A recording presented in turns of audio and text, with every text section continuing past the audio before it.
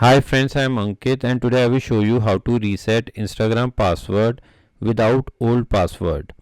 Friends, if you have forgotten your Instagram password and want to reset it, then you simply need to open your Instagram app. Now here in your Instagram app, you need to press on the profile icon. Now here you need to press on the three lines.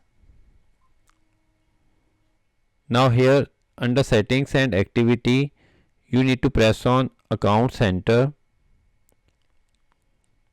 Now in account center, you need to press on passwords and security. Now in password and security, you need to press on change password. Here you need to select the account of which you need to change the password. Now if you don't know your current password, then you need to press on forgotten your password.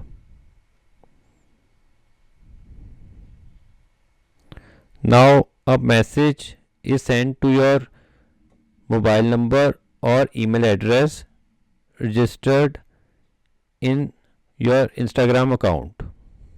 As you can see, I have received the message. Now I will open the message. Now here I will open the link sent in the SMS. Now I will redirect it to the password changing page. Now I will enter the new password twice. Now you need to enter the same password again.